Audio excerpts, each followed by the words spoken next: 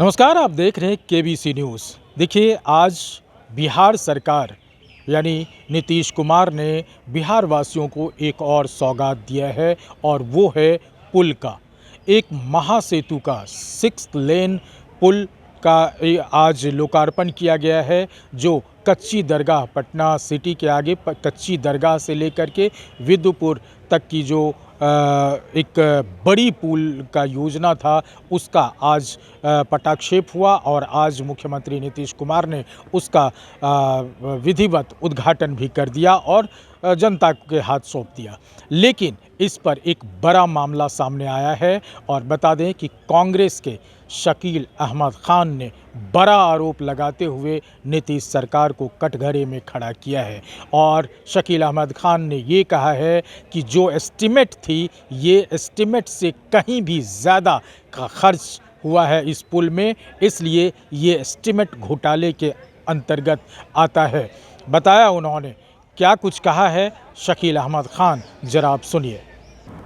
23 जून 2025 को ये जो कच्ची दरगाह विदुपुर 6 लेन पुल, ये बना बहुत लंबा पुल है।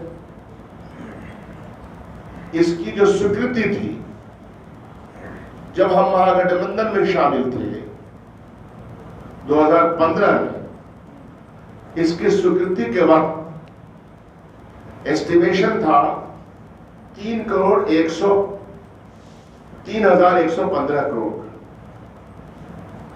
सरकार बदल गई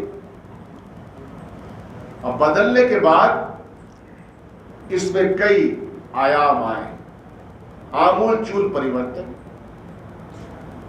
चाहे आवंटन किसको देना है, मटेरियल क्या लगना है, लगाना है, कई जांच पड़ताल होते होते अल्टीमेटली ये बना 3,115 करोड़ का पुल 4,988 करोड़ में बना। 2015 से लेके ये जो एस्केलेशन है, ये किसका पैसा है? ये पैसा बड़का झूठा पार्टी के पॉकेट से आया क्या? ये पैसा जनता का पैसा है और ये बड़ा एस्टीमेट घोटाला। और सिर्फ ये मैं जो बात कह रहा हूं, और ये जहां तक बात पहुंचेगी आपके माध्यम से, उनको मालूम है कि मैं क्या कह रहा हूं। मैं जानता हूं कि एस्टिमेशन कैसे यहां होता है, खरीदो फरोख्त में किस तरह से घालमेल किया जाता है, निर्माण के काम में तो सबसे ज्यादा ये प्रक्रिया चलती है।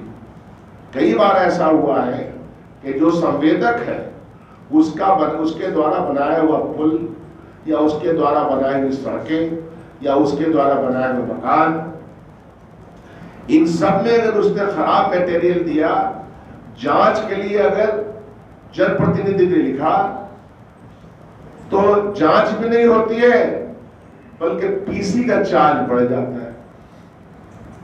कई बार ऐसा हुआ है कि फिर से उसी संवेदक को थोड़े दिन के लिए वो ब्लैकलिस्ट होता है और फिर थोड़े दिन के बाद मालूम हुआ कि वही संवेदक बहाल हो गया। और ये वो जानते हैं विभाग के लोग जो मेरी बात सुनेंगे कि मैं क्या कह रहा हूं। लगभग 5,000 करोड़ का ये पुल का आज उद्घाटन किया गया और आपने कहा कि एस्टीमेट को लेकर के, तो इसमें लग रहा है कि जितने अधिकारी से लेकर नेता तक सभी संलिप्त होंगे इसमें। जांच तो होना ही चाहिए ना, आखिर 3,000 करोड़ रुपया 5,000 में क्यों तब्दील हो जाता है?